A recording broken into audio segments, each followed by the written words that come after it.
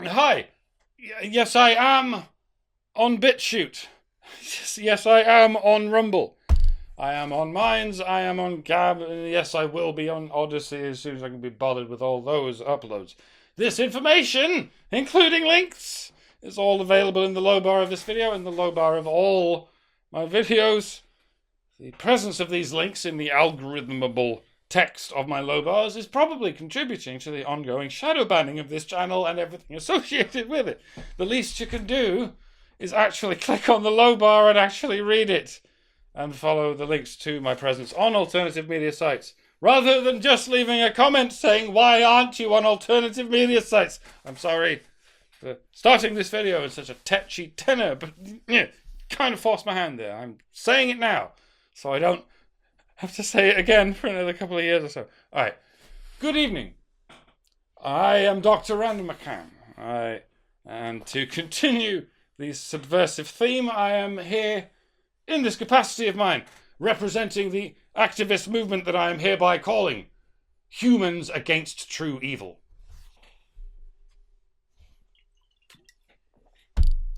All hail the way and the light that is Humans Against True Evil.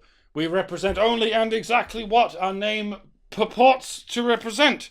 And how dare you otherwise, and so on, and etc. Yes, it's Humans Against True Evil. Our various international cells have already begun surrounding all your major cities and are poised with homemade incendiary weapons, ready to crack down on all of you at a moment's notice. I mean, we have large tins of food with which to feed our families, but that's not the point. Humans against true evil. As you can clearly endeavour to notice yourselves, friends, is by definition opposed to all things true evil. It's right there in the name. So, just saying, publicly coming out in favour of true evil is not a good look, Chief. This ain't it. Woo, lad. Not the hill you want to die on. Overused gif, etc. It has been a long and arduous road, comrades, dealing with the nefarious forces of true evil. And not only are they all around us and permanently baked into the fabric of our society, but they are not even human. I'm obviously not dehumanizing anyone. Anyone who professes an objection to humans against true evil is by definition not human. Or a human who is in favour of true evil. Either way, miss me with that fascism, sweetie. It's right there in the name. The acronym is HATE. What? Humans Against True Evil. The initialism is HATE. The acronym is HATE. Therefore, it is a hate group. What kind of logic is that? Just because it's in the name doesn't mean it's literally true. What? That's not... Whatever! What? Ever since... Hi, folks. Conceit over. Welcome to the sincere portion of this talk. It's long and unaccompanied by any visual aids, so again, put on some music while you're listening. It's going to be almost an hour. All right. Ever since the events of recent years, many of us have once and for all come to the conclusion that after a certain threshold, trying to point out the hypocrisy of pathological hypocrites is a worthless pursuit. At least attempting to get through to the conscience of a pathological hypocrite by pointing out their hypocrisy is like trying to convince a berserker Viking at the front line of a battle that his military enemies deserve to live just as much as he does. The berserker would not be there at that frothing vanguard of a war without having already submitted to a foregone conclusion. They simply don't care. They do not, cannot, and never will care that their actions and beliefs and anything else is selfish and capricious and fundamentally hypocritical. They have already recruited themselves into the right answer, where the ends justify the means and there are no bad tactics, only bad targets, etc. Now, it's true, to a degree, that this is a pointless pursuit. These are all just vertices on a fractal map leading from one great fractally wrong conspiracy theory. If you ever do manage to get into this engagement and say, how do you apply one principle to men and the opposite principle to women, apply one principle to whites and the opposite principle to everyone else, and somehow call this equality, how does that work? And it's because the only way to fix the white supremacist patriarchy, wherein men have oppressed women throughout all history, is to do this thing we're doing. To which you'd go, men as a group oppressed women as a group everywhere throughout all history, and this went on continually until the 20th century, when someone invented an ideology to stop it. Yes, that's what they believe. That's the history in which they believe. It's only in the last half century that those indispensable intellectuals in our universities finally stopped male humans from eternally hating female humans. Quite uniquely in the animal kingdom. It sounds as epically loopy as it is if you've ever experienced life in a family and you haven't been exposed to a back-breaking amount of lies for most of your life. But it sounds objectively true to those who have been exposed to such lies. To even question this conspiracy theory is offensive to those who believe it. Deeply offensive. If you ask them why they believe it, why they believe in the human species, and the human species' entirely unique tendency to oppress itself through the vector of sexual duality, they'll be so insulted that you've questioned it that they probably won't even answer you. They'll just insult you. They'll insult everything about you until you're as offended as they feel. But if they do endeavour to answer, to tell you why they believe this is true, they'll begin to list off the various points of propaganda they've been fed. The vote, the wage gap, rape culture, etc. Isolated anecdotes, twisted statistics, lies by omission, straight up lies, and so on. And every time you correct one misapprehension, it just ties itself into a tighter knot and moves on to another point of propaganda. If someone disapproves of critical thinking, for instance, it's very possibly because they're filtering everything through that kind of ball of spaghetti, an unfalsifiable fractal worldview encompassing all of history and all of society. It might get gish-galloped all out at once or trotted out one at a time, but either way, yes, in many cases it is indeed impossible to argue your way through a network of twisted corridors as vast as that. But in many cases it isn't. It just takes a long time and a lot of data and a great deal of patience. It's something I've been doing on my channel for 10 years or so. It's what many people have been doing with their channels since then and before then. And it has worked. In some cases, we have indeed provided the various toolkits required to deconvert some people from this mad cult. And for those who have always been opposed to said mad cult, we continue to exist as a resource for explaining it in long form so that you don't have to. But yes, don't be surprised if in the context of a real-time conversation you find it impossible to get through to those already entrenched in the cult, especially if all you're doing is pointing out their hypocrisy. As I said, they are already using it as their excuse to be hypocrites. Achieving equality means enacting inequality. That is what they believe. Minorities are being held back, and we have to fix this by holding the majority back. By the way, women count as a minority. The rule itself is hypocrisy itself, so of course they don't care. That's what the Wubadamba thing is about.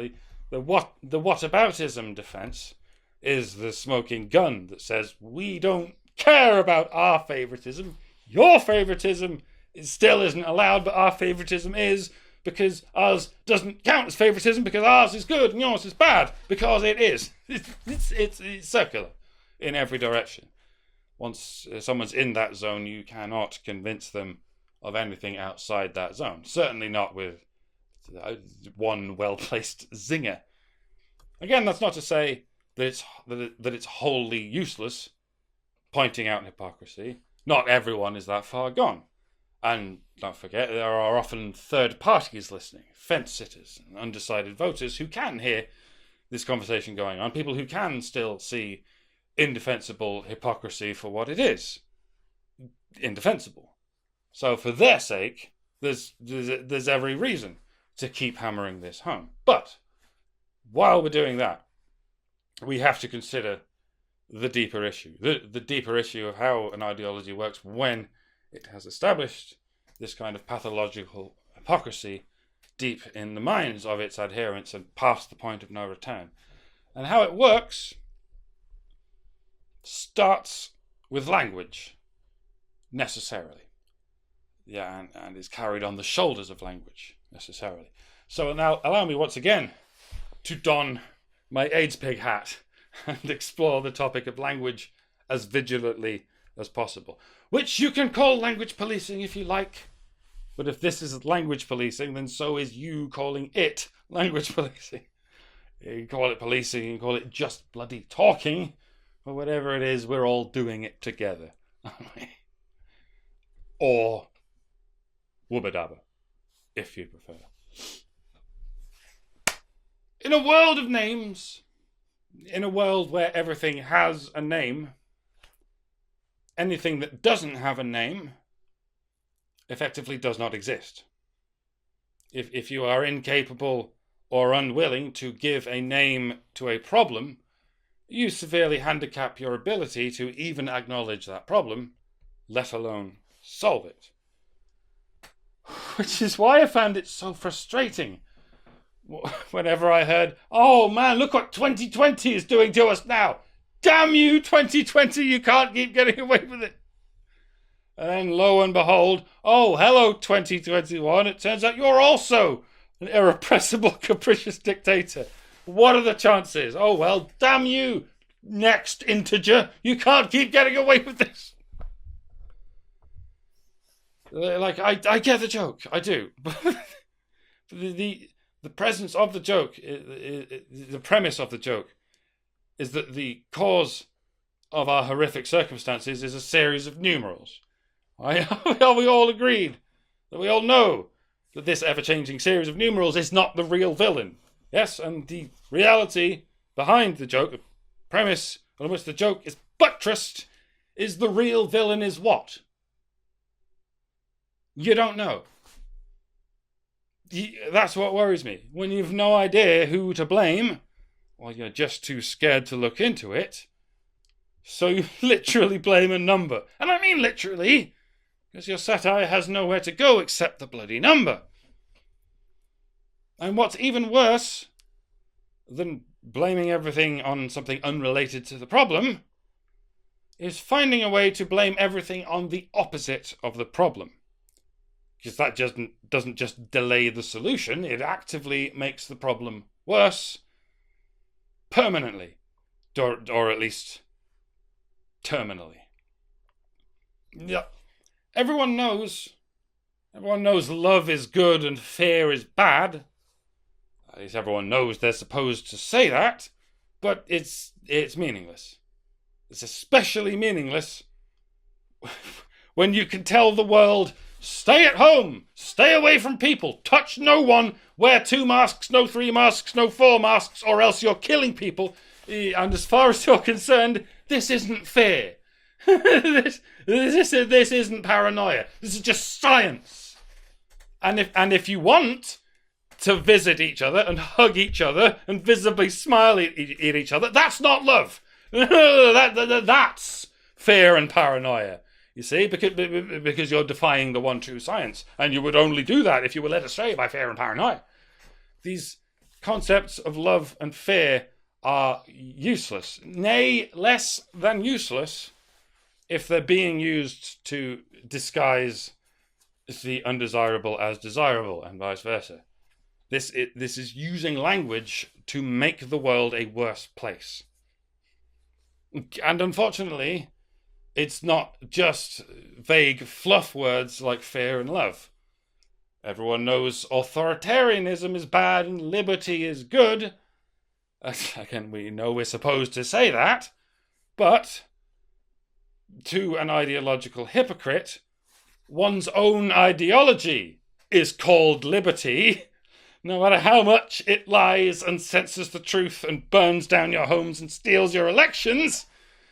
And the authoritarians are simply whoever notices this happening or points it out. If a word is positive, if a word is generally or universally received as positive, it is my word. If a word is negative, it is your word. Life really is that simple for an AIDS pig stuck in a spaghetti ball, as long as they continue to get away with it. It's the allure of the unfalsifiable. The logical unfalsifiability inherent in moral unquestionability. It's related to the way we worship celebrities, or at least the way we make symbols out of celebrities. Traditionally, the giant panoramic murals that go up all over the city feature the stern, authoritative countenance of some kind of dictator, the dear leader, or whatever they're calling him. It's whosoever can do no wrong. That's why we don't tend to have scientists or engineers staring down at us from giant murals. Traditionally, it's some kind of figure of strength. But, contrary to instinctive reactions, it's the strength involved it's a shield strength, not an attack strength. No wrongdoings can be ascribed to this celebrity, is how it works. Therefore, any defiance against them is itself a wrongdoing by default, as is any defiance against me whenever I speak on behalf of said celebrity, i.e. whenever I express my wacky political opinions and I also ascribe them to said celebrity. So it doesn't need to be a president or a dear leader or a foreboding, powerful figurehead. In fact, that's something of a drawback, because that gives you someone to blame. It puts you in mind of someone who can be held accountable, at least eventually in the history books. But if you put up a mural of, shall we say, some kind of baby-faced autistic teenager who doesn't have the wherewithal to speak for herself, or a dead man who is famous for nothing but his suffering and doesn't have the livingness to speak for himself, you can't criticize the person whatsoever, because they can't. It's like defining your ideology by the euphemistic name you've given it. You give your ideology a human face that cannot be criticized. Or you don't even give it a human face, not at the fundament anyway. If you have a figure of strength and power as your mural, you're inviting threat narratives into the history books. If your only figureheads are silent angels, or worse, entirely incorporeal ideas, then the history books are going to have to explain themselves if they are to ascribe any ill will in the general vicinity of such spirits. And this is something that happens incrementally by sheer instinct. You don't need a conspiracy in order to make something happen if you have a sufficient outgrowth of influential people who simply don't care if it happens. So don't let anyone define their ideology with a face that can do no wrong, or a word that can do no wrong, any more than you would let them define you with a bunch of words that can do no right. Many of you, indeed most of you outside the cathedral, will have been called things like sexist, or misogynist, or racist, or white supremacist, or xenophobic, or Islamophobic, or homophobic, or transphobic, or ableist, or colonialist, or fascist. It's an ever-growing list, isn't it? And an ever more noisy noise. And all these slurs tend to be coming from the same political phenomenon, right? Is it, where you hear one, you're bound to hear another elsewhere in the same barrage. It's not uncommon for one ideology to have many different arms of attack. So, what is this ideology we're talking about? This political phenomenon? And I mean, give it a helpful name, an accurately descriptive name. What's it called? Woke? Yeah, no, that's anti-descriptive, if anything. Woke is a completely inappropriate term for hypnotized fools who are clearly asleep at the job. I don't know why you're using a euphemism to describe something you strongly oppose, especially a euphemism that they themselves proposed. Are you trying to appease these so-called wokeists by giving them these concessionary names? Because even when you do that, they still complain. Have you noticed? Wokeism is just a buzzword used by bigots. It doesn't really exist. Social justice warriors doesn't really exist. Cancel culture is just a buzzword used by bigots. It doesn't really exist. And they're half right. Cancel culture is just a buzzword, a euphemistic buzzword that refers to persecution. When this hypocritical ideology persecutes people for their beliefs or their assumed beliefs, what do they call it when they do that, when they persecute people? What do they call it? Nothing! It's because they don't persecute. Why would they have a name for it? It never happens. They only do good things. Remember? Good things like consequences. And what do you call it when they persecute people? You call it cancel culture. Because for some reason, you keep giving them these servile apologetic concessions. And now you've given it a euphemism. They've given it an even better one. Consequence culture. They get to persecute people for their assumed beliefs, and they get to call it consequence culture. And you helped. Because they've already got you baffled enough to somehow not just call it persecution. You keep using stultified apologetic terms, and they keep demanding more. You're just verbally taking the knee to an Orwellian language cult, and now you're at the point where you're taking 2 knees and they're demanding you take 3. There is no end to this treadmill, so why would you even step onto it? When they persecute people for their beliefs, just call it persecution, because that's what it is. And when they prejudicially hold different genetic demographics to opposing moral standards, don't just call it a double standard. How long have you been using that term, double standard, without it ever occurring to you that it's exactly as Orwellian as doublethink? Doublethink is a euphemism for cognitive dissonance. Double standard is a euphemism for bigotry. They don't substitute it like that when they're talking about you. They just call you a bigot. So why do you do it for them? Call it what it is, or they will never even start to learn. They will not thank you for steel-manning their bigotry. They will only continue to strawman you into a slow death. So why are you referring to a pathologically dishonest cult of racist, sexist bigots as woke? Try again. Actually describe it. The thing I said earlier. Social justice. Okay.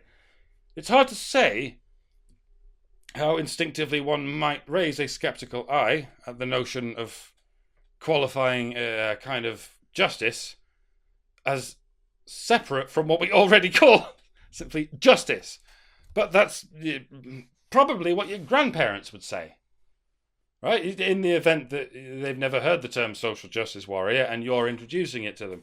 They go, what the hell is social justice? How is it different from justice? And if, in case you didn't know, allow me to give you the answer. It's completely different from justice.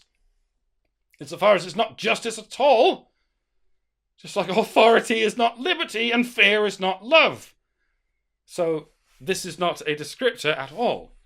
I realise that among the contained peer group of you and your internet clique, you all understand that social justice warrior means a very bad thing, and in that context it fulfills its function as the negative descriptor I'm looking for. But you must know that outside that clique, indeed outside the internet, it has no such associations.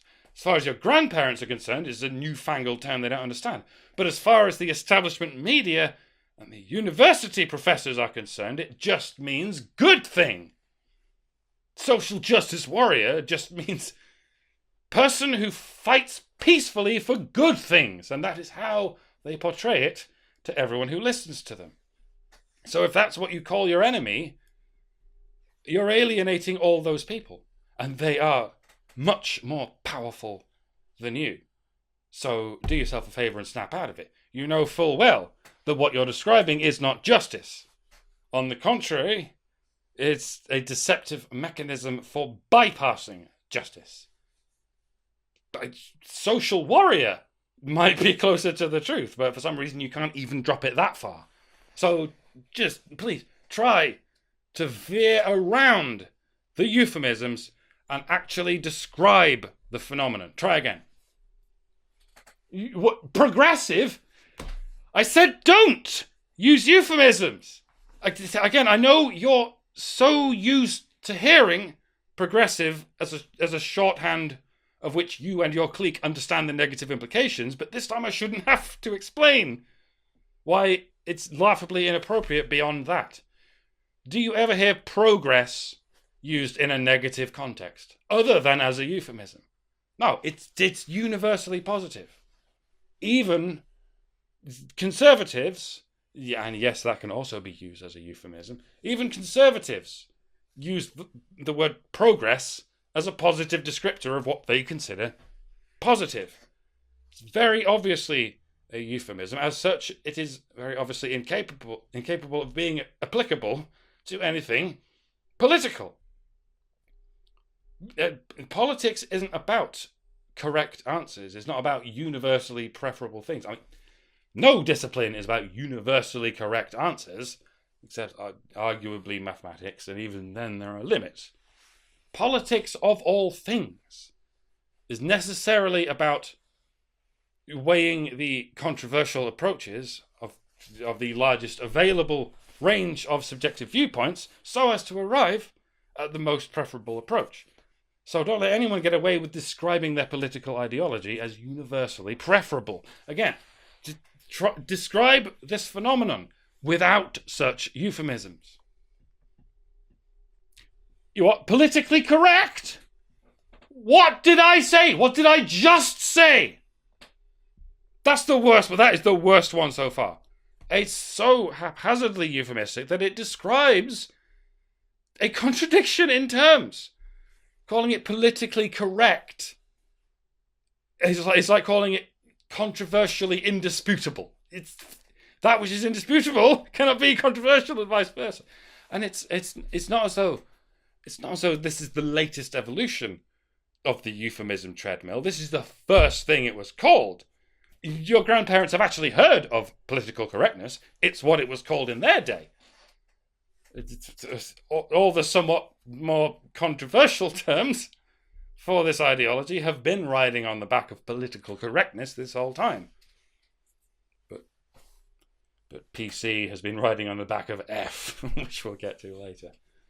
Do you see we have a wealth of positive terms to describe this thing, universally positive terms, and not one negative term that anyone recognizes, even though it's very blatantly a negative force, a destructive force. That's certainly what we're trying to get across. I mean, some of you at this point, will perhaps be nominating something on the spectrum. Not that spectrum, the political one. Some of you, no doubt, have been yelling this at the screen for some time. The left, you say. And I suppose it would be negligent of me not to address it. Left is not a universal positive. It's at least supposed to be neutral. So well done for getting that far, but I still don't think it's helpful. Not if we're trying to get through to people. Because it still won't land where it needs to land. For one thing, left wing can be defined as social freedom at the expense of economic freedom. I know it's not a universal definition, but I don't think there is a universal one. Point is, it's laughable to present this political cult I'm talking about as one that grants social freedom. When has feminism ever granted social freedom to women? Never. It only takes it away from men and from women who don't toe the line. When has Black Lives Matter ever granted social freedom to black people? Pardon my broad strokes, but I don't think buying $1 million mansion in California for a Marxist activist has done a wisp of a favour to blacks as a demographic. I don't think the continuing pattern of arson is helping very much. I don't think clearing a legal path for people to criminally stagger through life in a fentanyl stupor has perked them up all that much. These things most definitely do come at the expense of economic freedom, but they do not compensate for it with social freedom. They only remove that too. Just like the authoritarian debacle we're calling lockdown has been a record-breaking disaster for economic freedom, but that doesn't make it left-wing. It's also been a record-breaking disaster for social freedom. In fact, it has used the latter to inflict the former. What we're talking about is something far worse than the left wing and far worse than the right wing. It's a degradation of all possible freedoms, albeit under the guise of freedom or equality or any other good word. For the same reason, I don't accept the synonymity of left wing and progressive. Stop is not progress, is it? Any political activity along the lines of stop, don't do that, does not sound progressive to me, unless it's stopping us, but that can be fabricated in either direction. So you're going to keep running into these ambiguities. Take the miners' strikes of the 1980s. Anyone remember them? Maybe we do need to move on from coal power for the sake of what we call progress, but the economic result of this is the redundancy of all those coal miners who were trying to, that's right, conserve their jobs, conserve the current system. For those not keeping up, we just defined Arthur Scargill as a historical leader of a conservative movement that was against progress. See how screwy it all gets? See how easy it is to screw with it all? So, regardless of your definitions, you won't get through to people by blaming the left wing if their definition differs, or their ego simply won't allow it. There are many people who blatantly and exclusively support left-wing ideas, but nevertheless call themselves centrists, or think of themselves as centrists, regardless of where the Overton window happens to be at the time. So when you frame things in terms of leftists or the left wing, there's a whole swathe of people who immediately dismissively think, well, that's not me. I'm an enlightened centrist. I don't fall for anyone's partisan propaganda. I'm better than them, and I'm better than you, and I'm better than the system that produced all of you. So don't you dare call me a leftist. No, I don't think we should be concerned about communists. What communists? What's your point? A lot of enlightened big brain centrists, after 4 years of feet stamping and fetid yelps of Russian collusion, were very careful to say long before November. By the way, if the Trump-tards complain about any election rigging, then they're just as bad as the left. But the election hasn't happened yet. It is several months away. Don't we have to wait for the situation to happen before we can assess it? Nope. Doesn't matter. Whatever happens, you don't get to complain about election interference either, because the Dems are so incompetent when they do it. Right, that doesn't seem quite fair. I'm going to go ahead and wait and see. Oh, look, huge vote dumps have appeared from nowhere in the middle of the night and have been added to the ballots behind illegally closed doors. See? I told you you'd complain about bogus election fraud. You're just as bad as the Dems, because the Dems have no evidence either. It's been determined by multiple courts and investigations that the Dems had no evidence for their Russia collusion or the incitement thing. This claim has yet to have its day in court. That's because there is no evidence. Isn't that for the courts to decide? No, because there's no evidence whatsoever. Then what would constitute evidence of voter fraud? If massive vote dumps do not count, what counts of evidence as election interference? Smug propagandists from the mainstream media coming out and admitting bald-facedly that they've been running interference on information technology this whole time, and pushing on an open door as they do so, specifically to, quote-unquote, fortify the election. How much evidence do you need? How many confessions do you need before you go back to your original definition of evidence, i.e. evidence that exists, whether you like it or not? I'm not listening. Not listening. I'm better than you. And there's the problem. When you use a term to describe the shortcomings of gullible, egotistical fools who routinely fall for the most pervasive of deceitful narratives, most of them will think you're talking about someone else. Whatever is convenient. Remember, we're trying to describe something that has or can have negative denotations. Gullible, egotistical fools who routinely fall for deceitful narratives cannot and will not accept any negative term for themselves or what they believe or what they say and do if they are able to simply spin it on its edge and go, no, you. It's not harassment when I do it, it's just calling out. It's not insurrection when I do it, it's peaceful protest. It's not even left or right when I do it. It's perfectly rational, perfectly non-partisan, enlightened centrism. So, try to think of an accurate descriptor for the negative element of this phenomenon. We still haven't thought of one. Confucius say, the first step to wisdom is calling things what they are. Not only can you not take this first step, all you can do is step backwards. It's woke, progressive, social justice, political correctness is what you're calling it, even when you try to criticize it. In the meantime, what are they calling you? I gave you a list earlier, didn't I? A cursory list of some of the universally negative slurs we hear coming from the adherents of this ideology. Remember any of them? Racist was one of them, wasn't it? And it is perfectly applicable to what we're talking about, because we're talking about a political persuasion that discriminates as systematically as it possibly can against whiteness. It would be great if that was enough to narrow it down, just like it would be great if we could just call feminists sexists and have done with it. Alas, these are specific kinds of linguistic ammunition, and if the market for such ammunition has been cornered, you're unlikely to win with such weapons. I'm not racist, you are. I'm not sexist, you are. 9 times out of 10, they've already said it first. It's what they do, after all. And although this may seem to you like it's a stalemate, it is not.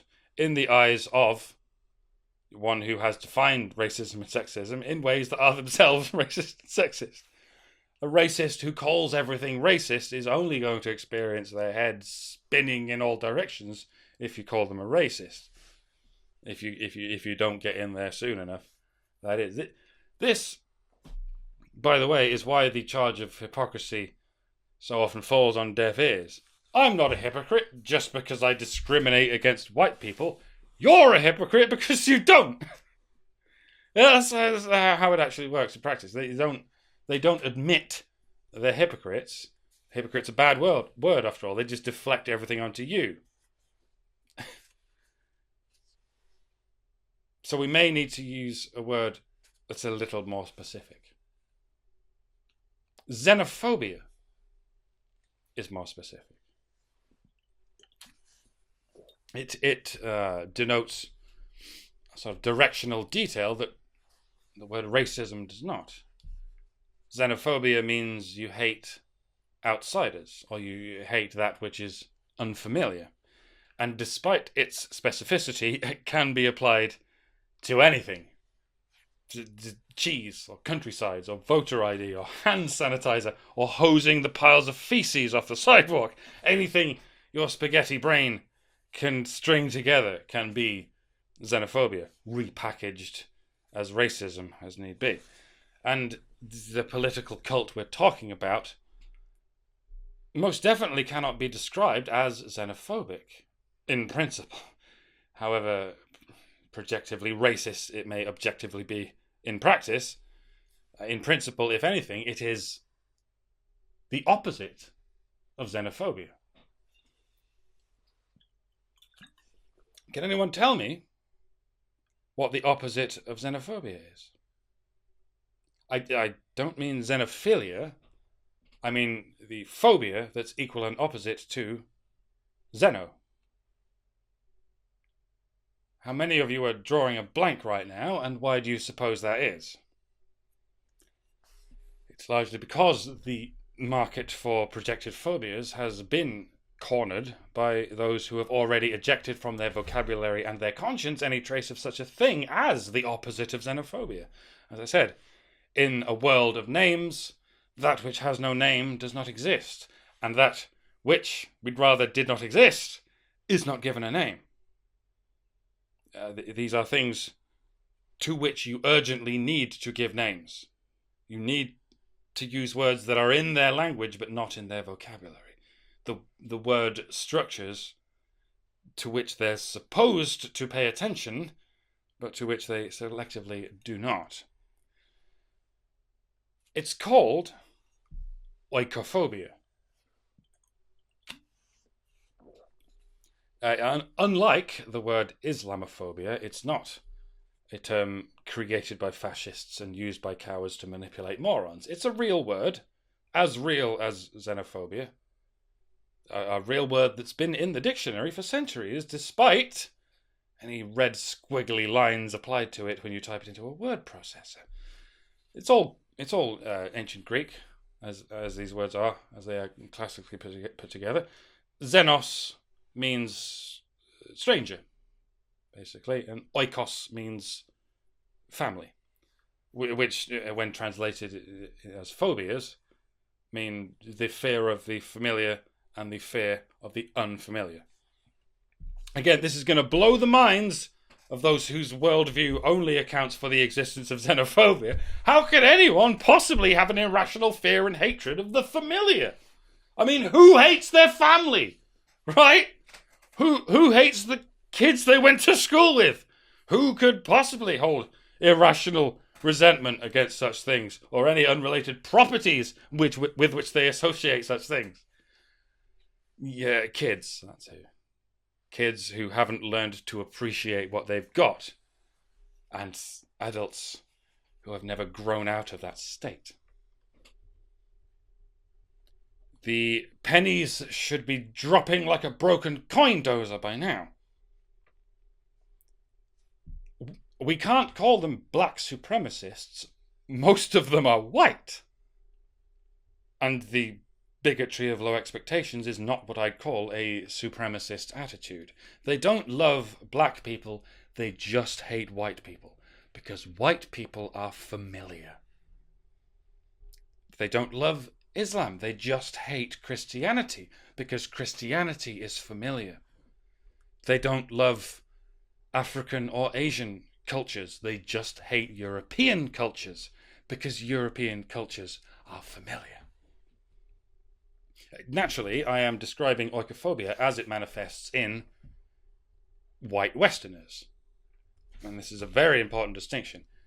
Hating white Christian Europeans is not oikophobic at all if you're a black Islamic African.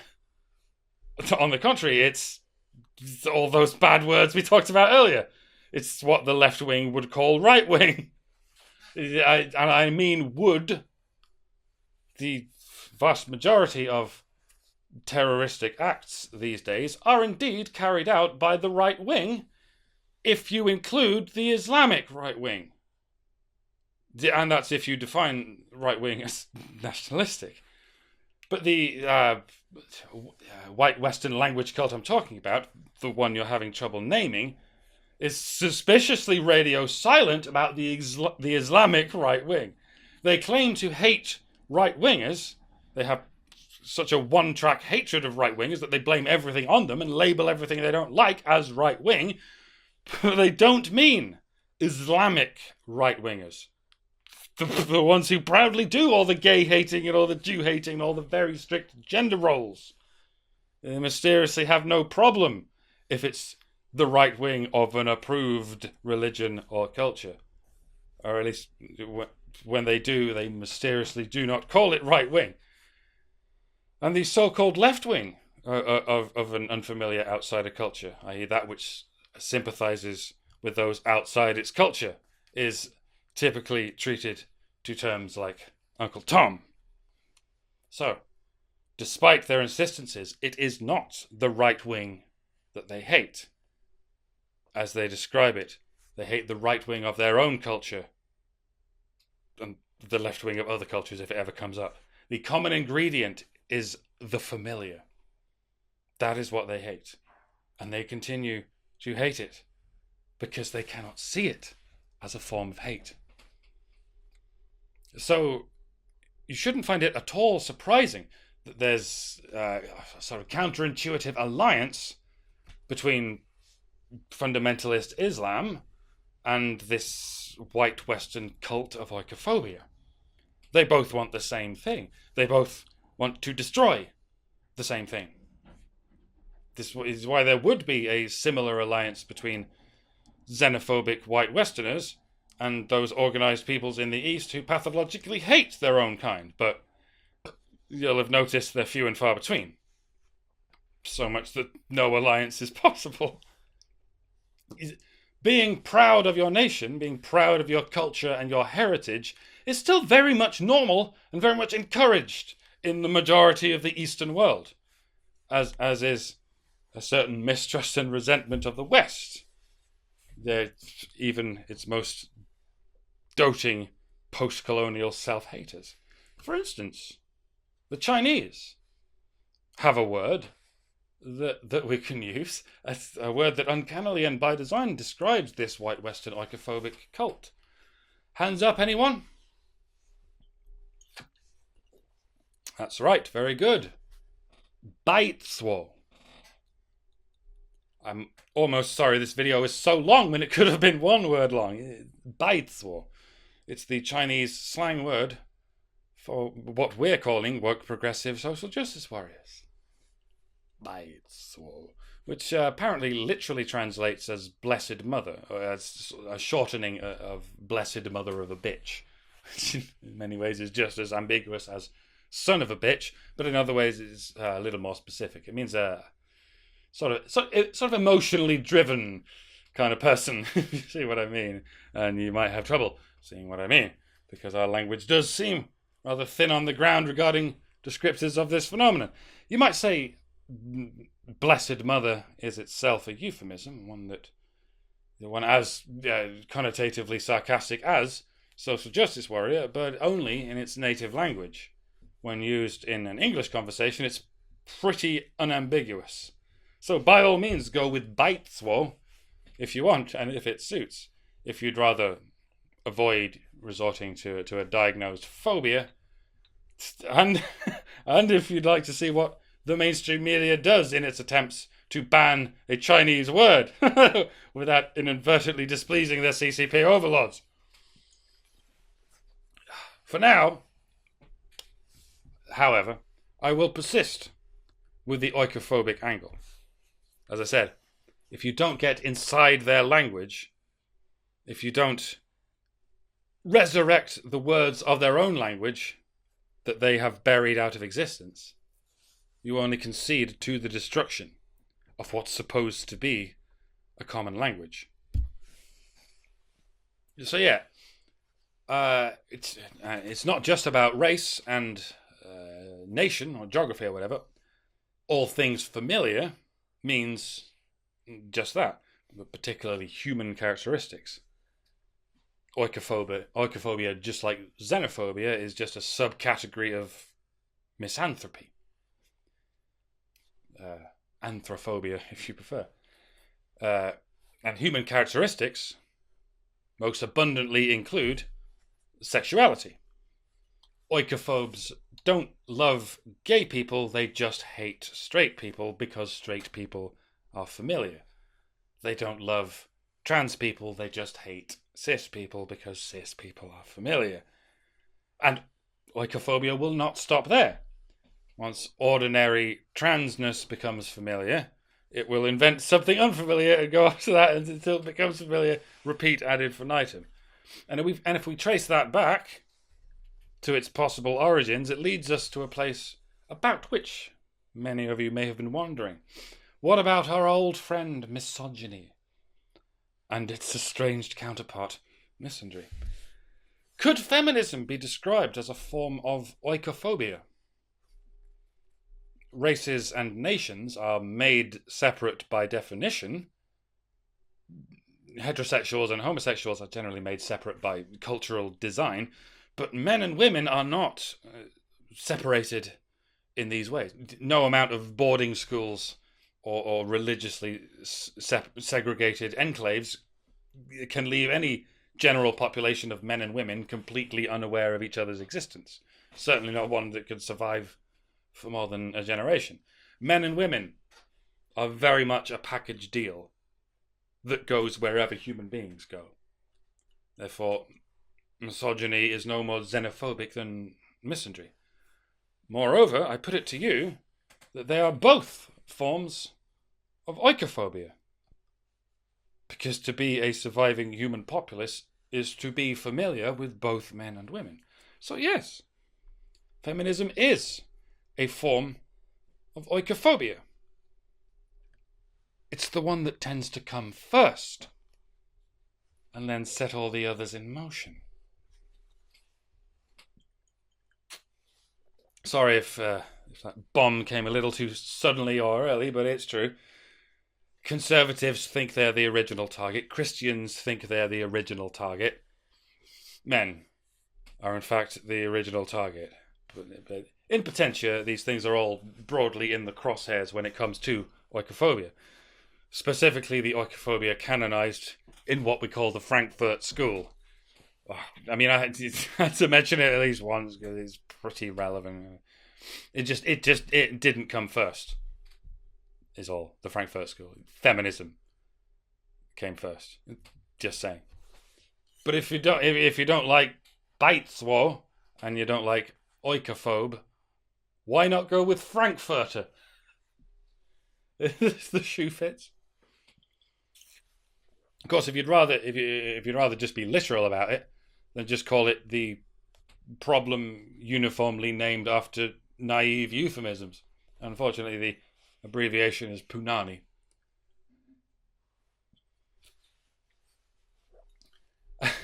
And by the way, as a brief aside, I'm sorry to bring this up, but I really have to. Species is another applicable vector of oikophobia. If race and sex are important, then species is surely even more important. If you're proud of your belief that dogs don't deserve us, i.e. dogs are better than humans, or any animal is better than humans, or animals in general are better than humans, even though humans are animals, guess what? That is also oikophobia. It's the same thing, but on an even more fundamental level. You're a human. You can't pretend you're not, when at least not legally. Trans speciesists are not a protected group. The police won't harass and fearmonger the public into kneeling down for your fetish.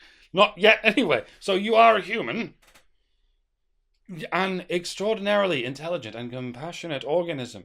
You can communicate with humans. You can procreate with humans. You can empathize with humans to a remarkably accurate degree. But you prefer the company of animals who have no idea what's going on and will not hesitate to eat you if you stop moving for too long. That is not normal. Okay? Ask your cat if it's normal for a cat to prefer any other species over cats. And if they can communicate with you, they'll tell you, WTF, stop being such a bite saw. Cats speak Chinese, I've decided. But yeah, just putting your own species anywhere but number one is... Yeah, if you did that in the prehistoric wild, that would get you yeeted from the gene pool before you could say ugh. Everyone knows this except humans. Humans entrenched in an oikophobic delusion. G.K. Chesterton said it best. Where there is animal worship, there is human sacrifice. If hating your own race is wrong and hating your own gender is wrong, then you really don't have a stump to stand on, trying to tell yourself that hating your own species is not wrong. You're allowed to be wrong. You're allowed to call other people wrong. You're even allowed to be wrong in the very manner in which you're accusing someone else. But it's just white noise in the end. If your only fundamental principle is, I get whatever I want no matter what, even if it means a whirlpool of oikophobic suicide, you will not be taken seriously by anyone but a fool or a serf. All right. To begin to wind down in some way, needless to say, even if people do ever get around to reintroducing oikophobia into their vocabulary, there is a 100% chance it will be called a racist term. It's already happening with terms like heritage and native when referring to European things. When all the energy has been expended claiming oikophobia is not a real thing and it's just invented by bigots, eventually they'll concede that it is a real word, but it's racist. This is precisely how the language cult in question works. They pretend it doesn't exist because it undermines the narrative that the world is made of xenophobia and racism and misogyny and nothing else. Whatever term you use to accurately describe this cult will be run out of town as comprehensively as possible, or they will try. So don't go thinking you've found a word that is immune from this pitchfork mob. You might as well use one that at least purveys information to the impartial listener. Oikophobia does just that. That's all I'm saying. And yes, I know it seems like stooping to their level to focus so much on what name to call them, especially if that name ends in phobia. But look, am I talking to someone who still refuses to call persecution persecution? Are you still calling it cancel culture instead of what it is? Then no wonder you refuse to call oikophobia oikophobia. I realise you're pulling back from the questionable tactics, but that is you pulling back too far. Do you agree that it is a doomed idea to refer to persecution with a silly slang term like cancel culture, as and only when it is committed by the adherents of this sinister cult of politicised language? Have you snapped out of that yet? Then snap out of this one if you can.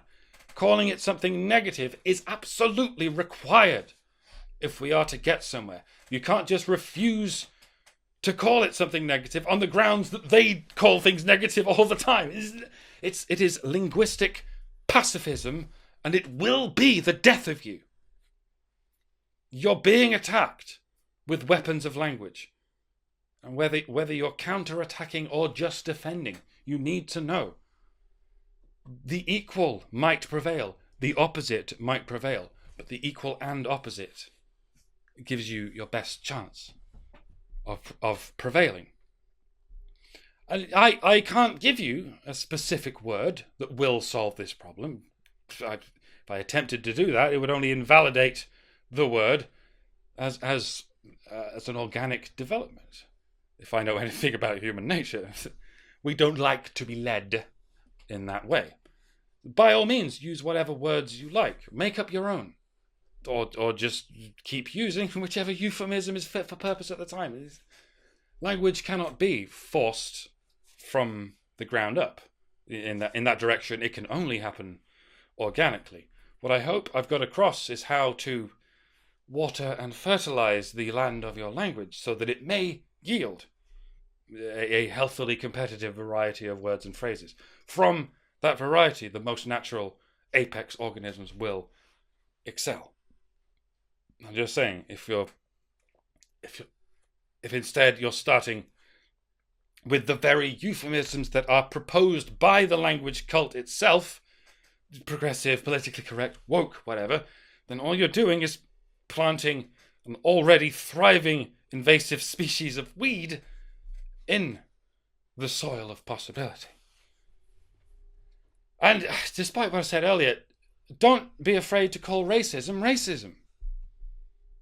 It's true that they will probably get there first, and once they have, it becomes a battle of the no-yous. But if it's about getting there first, then get there first, if you can. Call it racism as soon as it reveals itself as racism. Discriminating against white people just because they're white is racism. You do not need to concede to those who define their racism as anti-racism. It's just racism. Specifically, it's oikophobic racism. When white people hate white people. So get in there first and get in there with that. Tell them this is oikophobic racism. It's distinctly different from xenophobic racism, but it's still racism. It's a form of racism that is just as despicable as any other. This is obvious to anyone who doesn't subscribe to the Frankfurt School or any of its incognito offshoots. So, you can call me a xenophobic racist, I'll go ahead and call you an oikophobic racist, and we can argue about which of these charges is more accurate in the given case. Or we can drop the jargonistic talk of phobias and see if we can entertain an argument on merits that doesn't require such extended name-calling. But what you must not do is concede to a one-way street of extreme name-calling where one side is a bad thing and the other side is an anti-bad thing. To repeat, you are already doing this when you concede to referring them by a euphemism. A euphemism that makes its detractors sound automatically in the right. Not in your interpretation, or in your clique's interpretation, but definitely in the interpretation of those outsiders on the fence who only understand things as you're saying them literally. I hope if you're in the history books saying down with progressive political correctness, then you're already posing for a very black painting of yourself. I hope history books will eventually acknowledge that progressive political correctness was just a politically charged set of euphemisms, just like ethnic cleansing and living space and the great leap forward. But until they do acknowledge this, you're only playing into the hands of the propaganda. Speaking of the great leap forward, if you're really feeling bold,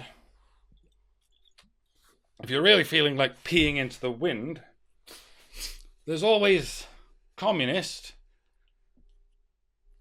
Leftist is neutral, kind of, but it's inappropriate because of its neutrality. Unlike communist. But communist has already lost whatever euphemistic connotations it had. Yet it still benefits from the Orwellian spaghetti ball of linguistic plausible deniability. Someone can call themselves a communist, and in the same breath they can claim real communism has never been tried.